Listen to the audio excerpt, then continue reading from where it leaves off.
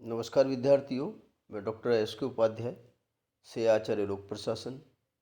आज हम BA first year के फर्स्ट प्रश्न पत्र लोक प्रशासन के तत्व विषय के अंतर्गत नौकरशाही विषय पर चर्चा करेंगे। आज का हमारा टॉपिक है नौकरशाही, ब्यूरोक्रेसी। मूल रूप से अंग्रेजी शब्द ब्यूरोक्रेसी का अर्थ होता है अधिकारी तंत्र या नौकरशाही। नौकरशाही फ्रांसीसी भाषा के शब्द ब्यूरो से बना है, जिसका अर्थ है लिखने वाली मेज या डेस्क होता है। इस शब्द से अभिप्राय है कि डेस्क सरकार को हम ब्यूरोक्रेसी कहते हैं, नौकरशाही कहते हैं। ब्यूरोक्रेसी शब्द का सर्वप्रथम प्रयोग सन 1745 में विंसेंट डी गॉर्ने ने किया था और वो प्रसिद्ध अर्थशास्त्री थे और उन्होंने फ्रांस में इसका जो शाब्दिक अर्थ निकाला था वो था वीरोमेनिया, अर्थात सरकारी कार्मिकों में काम ना करने की बीमारी की प्रवृत्ति को वीरोमेनिया कहा जाता था। फ्रांस में इस प्रकार वीरो शब्द की शुरुआत है, जो बुरे अर्थ में ये प्रारंभ में स्थापित हुआ। लेकिन ब्यूरोक्रेसी की व्यवस्थित ढंग से व्याख्या करने का या उसको व्यवस्थित ढंग से समझाने का सर्वप्रथम प्रयास जर्मन समाजशास्त्री मैक्स वेबर ने किया। और मैक्स वेबर ने नौकरशाही को एक व्यवस्थित ढंग से स्थापित किया। उन्होंने एक आदर्श रूप प्रतिमान नौकरशाही की व्यवस्था दी। नौकरशाही की कुछ परिभाषाएं देख लेते हैं। पिफनर और प्रेस्थस के अनुसार नौकरशाही क्या है? नौकरशाही कृत्यों तथा व्यक्तियों की एक विशेष प्रकार के व्यवस्थित संगठन को जो सामूहिक प्रयत्न से उद्देश्यों को सबसे अधिक प्रभावशाली ढंग से प्राप्त कर सकता है, नौकरशाही कहते हैं। इसी प्रकार की परिभाषा ग्लेडन ने दी है। ग्लेडन के अनुसार नौकरशाही एक ऐसी विनियमित प्रशासकीय प्रणाली है जो अंतः संबंधी पदों की श्रृंखला के रूप में संगठित होती है। एक और परिभाषा लास्की के शब्दों में, यह सरकार की एक प्रणाली है जिसका नियंत्रण पूर्ण रूपेण अधिकारियों के हाथों में होता है, जिसके कारण उनकी शक्ति सामान्य नागरिकों की स्वतंत्रता को संकट में डाल देती है। ऐसी परिभाषा लास्की ने दी है। एक और परिभाषा पॉल एच एपलवी लिखते हैं नौकरशाही के बारे में कि नौकरशाही तकनीकी दृष्टि से कुशल कार्मिक कर्मचारियों का एक व्यावसायिक वर्ग है जिसका संगठन पद सोपान के अनुसार किया जाता है और जो निष्पक्ष होकर राज्य का कार्य करती है।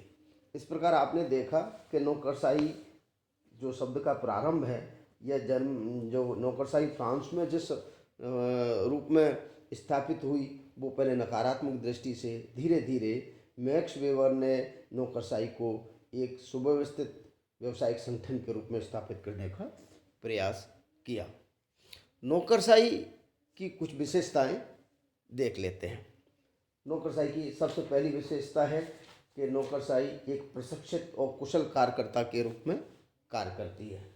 आधुनिक लोक सेवा जितनी भी हैं वो योग्य हैं, प्रशिक्षित हैं, कुशल व्यक्तियों का ऐसा समूह है जो उनके उत्तरदायित्वों को निर्धारित सीमा के दौरान बेहतर ढंग से पूरा करता है, संगठनात्मक लक्ष्यों को प्राप्त करता है। इसलिए नौकरशाही की पहली विशेषता ये प्रशिक्षित हैं, कुशल कार्यकर्ता के रूप में कार्यरत हैं। दूसरी विशेषता है वेतन भोगी कर्मचारी, यानी वेतन भोगी लोक सेवाओं के सभी कार्मिक या कर्मचारी उनकी योग्यता अनुसार पद धारित करते हैं और पद के अनुसार वो वेतन या अन्य सुविधाएं प्राप्त होते हैं। इस प्रकार से वो वेतन भोगी होते हैं। वेतनिक कार्यकर्ता के रूप में लोक सेवा कार्य करती है, नौकरशाही कार्य करती है। तीसरी विशेषता है स्थायी कार्यकाल। राजनीतिक कार्यपालिका की तरह लोक सेवकों का जो कार्यकाल है अस्थायी नहीं होता है, टेम्परेरी नहीं होता है, बल्कि निश्चित समय तक, निश्चित आयु तक ये पद धारित करते हैं और वो स्थायी कार्यकाल होता है। सत्ता परिवर्तन से इनके कार्यकाल पर कोई बदलाव नहीं होता है। अगली विशेषता है पदसोपानी व्यवस्था पर आधारित। लोक सेवा का जो संगठन है वो पदसोपान के आधार पर एक पिरामिड की तरह होता है, जिसमें उच्च स्तर से लेकर अधीनस्थ कार्मिक कार्य करते हैं। उच्च अधिकारी अपने अधीनस्थ अधिकारी को नियंत्रित निर्देशित करता है, या यूँ कहें कि निम्न अधिकारी अपने उच्च अधिकारी से आदेश और निर्देश प्राप्त करता है। इस प्रकार ये पद सोपानी व्यवस्था पर आधारित व्यवस्था होती है। अगली विशेषता है तटस्थ और निष्पक्ष सेवा। लोक सेवाओं के कार्मिक जो होते हैं, कर्मचारी अधिकारी होते हैं, वो राजनीतिक दृष्टि से तटस्थ होते हैं। वे सत्ता में आए प्रत्येक परिवर्तन से अछूते रहते हैं, या कहें कि सत्ता में आने वाले प्रत्येक राजनीतिक दल के निर्णयों को उनको आदेश मानकर उनको लागू करना होता है, निष्पक्षता के साथ लागू करना होता है, तटस्थता के साथ लागू करना होता है। राजनीतिक दल की जो भावना सिद्धांत हैं उनसे परे हट के शासनिक नीतियों को क्रियान्वित करने में निष्पक्षता और तटस्थता रखते हैं। अगली विशेषता है अनामता के सिद्धांत पर आधारित है ये नौकरशाही। लोक सेवकों के सदस्य का कार्य प्रचार करना, अपना नाम या यश कमाना नहीं होता है, बल्कि पर्दे के पीछे रहकर ये जो शासकीय दायित्व होते हैं, शासकीय आदेश होते हैं, उनको क्रियान्वित करने का कार्य करते हैं। और इसलिए ये राजनीतिक कार्यपालिका और मंत्रियों से पर्दे के पीछे काम करते हैं और अनामता के सिद्धांत के अनुसार ये काम करते हैं। अगली विशेषता है औपचारिक दृष्टिकोण। ये लोक सेवा के सदस्य होते हैं, वो औपचारिक दृष्टिकोण के अनुसार काम करते हैं, यानी कि औपचारिक दृष्टि से नियमों और कानूनों के अनुसार कार्य करते हैं। इनमें मानव संबंधी भावनाओं विचारधाराओं का कोई स्थान नहीं होता। ये अनौपचारिक संबंधों से परे हट के कार्य करते हैं। और अंतिम विशेषता है नौकरशाही की, वह है राज्य व्यवस्था कानून। किसी भी प्रकार की शासन व्यवस्था हो, अपनी व्यवस्था संचालन के लिए लोक सेवाओं की उपस्थिति या उनकी आवश्यकता प्रतीत होती है। उनकी आवश्यकताओं की, उनकी अनिवार्यता को नज़रअंदाज नहीं किया जा सकता। प्रत्येक शासनिक कार्यों के लिए लोक सेवकों की आवश्यकता होती है, इसलिए ये राज्य का अभिन्न अंग के रूप में कार्य करते हैं। नौकरशाही के प्रकार। नौकरशाही, एफएम मार्क्स ने नौकरशाही के 4 प्रकार के प्रकार बताए हैं: अभिभावक नौकरशाही, जातीय नौकरशाही, संरक्षक नौकरशाही और योग्यता आधारित नौकरशाही। पहली एफएम मार्क्स लिखते हैं, पहली नौकरशाही है अभिभावक नौकरशाही, गार्जियन नौकरशाही, गार्जियन ब्यूरोक्रेसी। यह वह नौकरशाही है जो जनहित के लिए कार्य करती है, लोकहित के लिए कार्य करती है, लोक कल्याण के लिए कार्य करती है। इसके सभी कार्यों के पीछे जनहित की भावना निहित होती है, समाहित होती है। ये नौकरशाह न्याय और लोक कल्याण के संरक्षक होते हैं।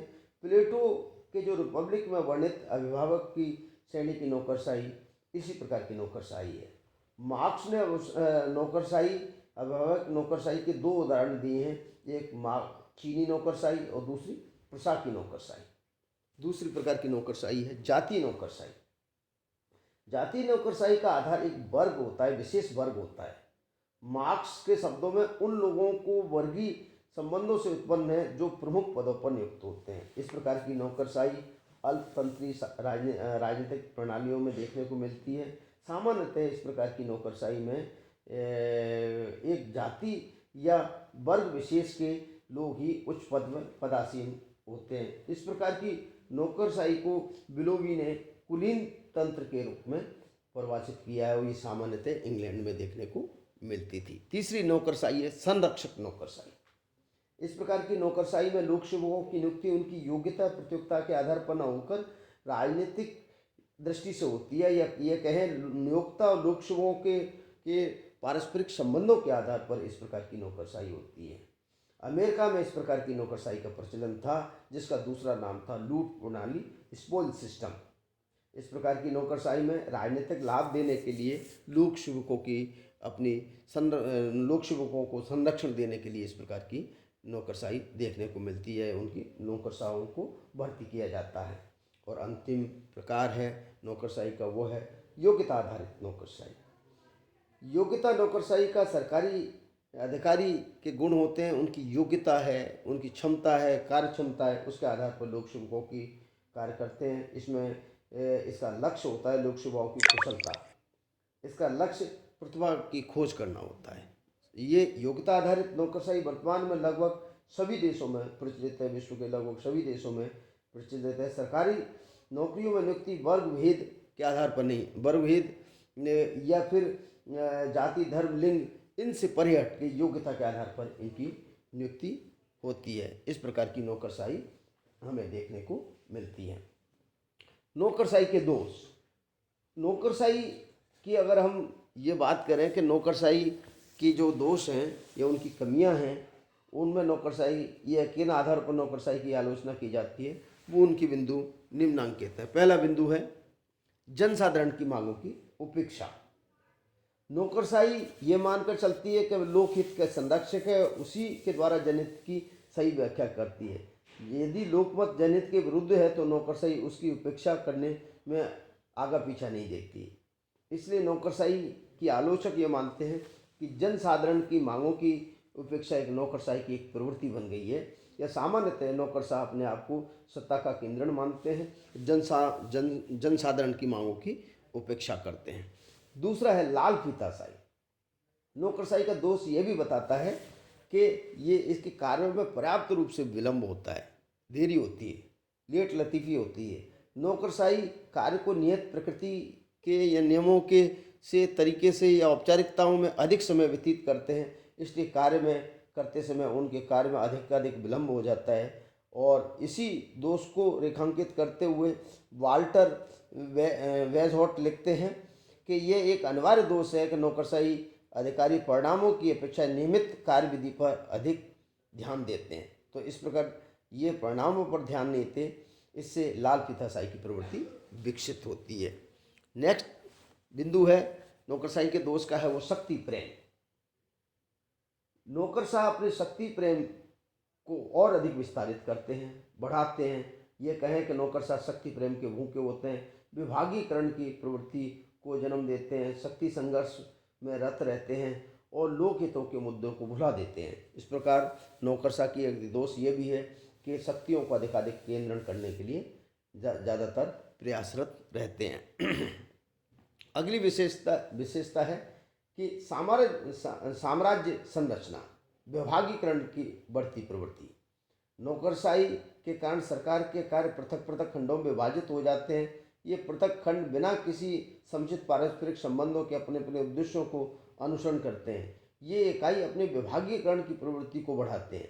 साथ ही साथ ये ऐसे एक यंत्र के रूप में, एक साधन के रूप में अपने साम्राज्य का विस्तारीकरण करते हैं, जो उनकी शक्ति को केंद्रित करता है और बढ़ाता है। तो ये साम्राज्य रचना, साम्राज्य निर्माण की प्रवृत्ति को बल देते हैं। इनका उद्देश्य जनहित के संदर्भ में कम रहता है, अपने शक्तियों को केंद्रीकरण, अपने विभागीकरण की रचना करने में अधिक ज़्यादा रहता है। अगली जो आलोचना है अनुदारवादी प्रवृत्ति। नौकरशाही की प्रवृत्ति अनुदारवादी होती है। आलोचक मानते हैं कि नौकरशाही की प्रवृत्ति रूढ़िवादी है। वे यथास्थिति के समर्थक होते हैं, नवीनता और प्रवर्तन के विरोधी होते हैं। इसलिए वो ये प्रत्येक कार्य को यथास्थिति में देखने की प्रवृत्ति उनमें देखने को मिलती है। नौकरशाही का अगला दोष है नवीन निरंकुशता। नौकरशाही का एक अवगुण ये भी है कि ये अपने शक्ति के रूप में नवीन निरंकुशता को बढ़ावा देती है। जैसा कि इंग्लैंड के लॉर्ड चीफ जस्टिस हेवार्ड ने लोक सेवकों की बढ़ती हुई शक्ति को नवीन निरंकुशता का नाम दिया, न्यू डिस्पोजिटिज्म का नाम दिया। इसकी उन्होंने आशंका व्यक्त की कि बढ़ती हुई प्रशासकीय निरंकुशता के कारण नागरिक या ब्रिटिश नागरिक अपनी स्वतंत्रता खो रहे हैं। इस प्रकार की प्रवृत्ति को लॉर्ड हेवार्ड ने नवीन निरंकुशता का नाम दिया। अगली जो विशेषता है वो, अगला जो दोष है वो है श्रेष्ठता की भावना। एक प्रवृत्ति ये भी देखने को मिलती है, नौकरशाही का दोष है कि वो अपने आप को श्रेष्ठ समझने लगते हैं। वो जनता का सेवक की बजाय जनता का स्वामी समझने लगते हैं और उनमें एक इस प्रकार का एक कॉम्प्लेक्स विकसित हो जाता है कि वो विशेषाधिकारों से युक्त और एक उच्च पदाधिकारी हैं और जनता के प्रति उनके दायित्वों की कोई जिम्मेदारी महसूस नहीं करते। इसलिए उन्होंने वो अपने आप को एक श्रेष्ठता की भावना के रूप में देखते हैं। अगला दोष है आकार में और कुशलता में कमी। एक तरफ ये नौकरशाही की प्रवृत्ति ये भी देखने को मिलती है कि लोक कल्याणकारी राज्य तक, ऐशवादी राज्य से लोक कल्याणकारी राज्य तक ये लोक सेवकों को या नौकरशाहों के कार्यों में वृद्धि हुई है, आकार में वृद्धि हुई है, उनकी संरचना में वृद्धि हुई है, लेकिन बनस्पत उस रूप में उनकी कार्यकुशलता में का स्तर नीचे गिरता चला गया या कार्यकुशलता में कमी देखने को मिलती है। इस प्रकार से हमने देखा कि और इसी नियम को आकार में वृद्धि और काम की मात्रा की जो कमी को हमने इस नियम को हमने पार्किंसन नियम के नाम से भी जाना जाता है कि आकार में वृद्धि हो रही है, उस अनुपात में कार्यकुशलता में कोई गति या उच्चतर प्रगति होनी चाहिए, वो नहीं हो रही है। इन दोषों को कैसे दूर किया जाए, नौकरशाही के दोषों को कैसे दूर किया जाए, इस संबंध में उनके जो कुछ सुझाव हैं या उपाय हैं उन पर चर्चा कर लेते हैं। पहला बिंदु है योग्य मंत्रियों की नियुक्ति। नौकरशाहों को नियंत्रित करने के लिए जो राजनीतिक नेतृत्व होता है, जिनको हम मंत्री कहते हैं, वो योग्य हों, कार्यकुशल हों। ऐसे योग्य मंत्रियों की नियुक्ति होने पर वो सरकारी तंत्र को न केवल नियंत्रित निर्देशित कर पाएंगे, बल्कि सारी चीज़ों को व्यवहार में समझने से वो नियंत्रण रखने में और जनहित के उद्देश्यों को पूरा करने में भी सफल हो पाएंगे। नौकरशाही के दोषों के निराकरण के लिए दूसरा उपाय है सत्ता का विकेंद्रीकरण। सत्ता जितनी विकेंद्रीकृत होगी, जनता तक होगी, वहीं उनमें नौकरशाही की प्रवृत्ति को नियंत्रित किया जा सकता है, लगाम लगाया जा सकता है, नौकरशाही के दोषों को दूर किया जा सकता है। तीसरा है प्रत्यायोजित विधि निर्माण की मात्रा में कमी करना। अगर प्रत्यायोजित विधान से मतलब होता है कि संसद सदस्यों को या विधायिका के सदस्यों के पास पर्याप्त समय न होने के कारण वो किसी विषय पर मोटी रूपरेखा बना देते हैं और उसके विस्तारीकरण का काम लोक सेवकों को होता है, इसको हम प्रत्यायोजित विधान कहते हैं। इस प्रत्यायोजित विधि निर्माण की प्रक्रिया में अगर कमी होगी तो निश्चित रूप से ये नौकरशाही के दोषों को नियंत्रित किया जा सकता है, कम किया जा सकता है। और अगला बिंदु है न्यायाधिकरण की स्थापना। ऐसे न्यायाधिकरण की स्थापना होनी चाहिए जो नागरिक सिविल कर्मचारियों के विरुद्ध अपनी शिकायतों को या ग्रीवेंसेस होती हैं उनको सही ढंग से सुन सकें, समझ सकें।